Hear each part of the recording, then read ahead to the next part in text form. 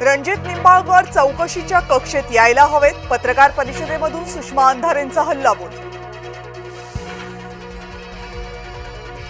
आरोप करणं सोपं असतं, पण चौकशीशिवाय निष्कर्ष काढणं चूक. निंबाळकरांवरील आरोपांवर उदयनराजेंची प्रतिक्रिया.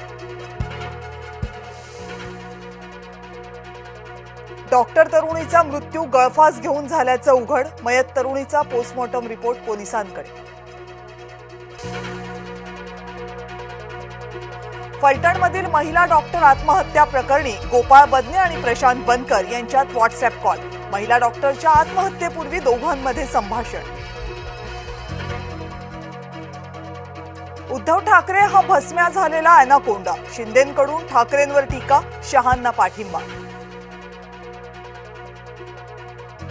ठाकरेंनी टीकेचा नीच स्तर गाठला, चंद्रशेखर बावनकुळे यांच्याकडून उद्धव ठाकरेंना प्रत्युत्तर. कुणाला चपटी, कुणाला कोंबडं तर कुणाला लक्ष्मी. प्रकाश सोळंकेंची निवडणूक जिंकण्याची भलतीच त्रिसूत्री.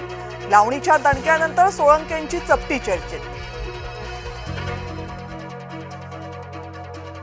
एका राजकीय पक्षासाठी तुम्ही काम करता, जितेंद्र आव्हाड यांचा निवडणूक आयोगावर आरोप. वसंतदादा साखर संस्थेची चौकशी हेतुपुरस्सर, आमदार रोहित पवार बचावासाठी सरसावले, भाजपनं रोहित पवार यांचा आक्षेप फेटाळला. महाराष्ट्राच्या राजकारणात घुसले डोरेमॉन आणि नोबिता, शिवसेना भाजप नेत्यांचे परस्परांना टोमणे. वसंतदादा शुगर इन्स्टिट्यूटच्या चौकशीची गरज नाही, कामगार आणि शेतकऱ्यांच्या प्रश्नांवर विचारविनिमय केला जातो, बाळासाहेब थोरात यांचं वक्तव्य. माजी खासदार डॉक्टर हिना गावित स्वगृही परतल्या, शेकडो कार्यकर्त्यांसह गावितांचा भाजप प्रवेश. रवींद्र चव्हाण यांच्या प्रमुख उपस्थितीमध्ये पक्षप्रवेश.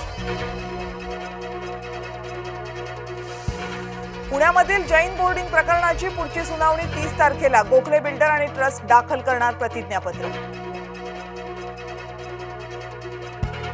वरळी मतदारसंघामध्ये 19,333 मतदारांची गडबड. बऱ्याच मतदारसंघांमध्ये वडिलांचं आणि पतीचं नाव सारखंच, वडिलांचं नाव बदलून पतीचं नाव केलं.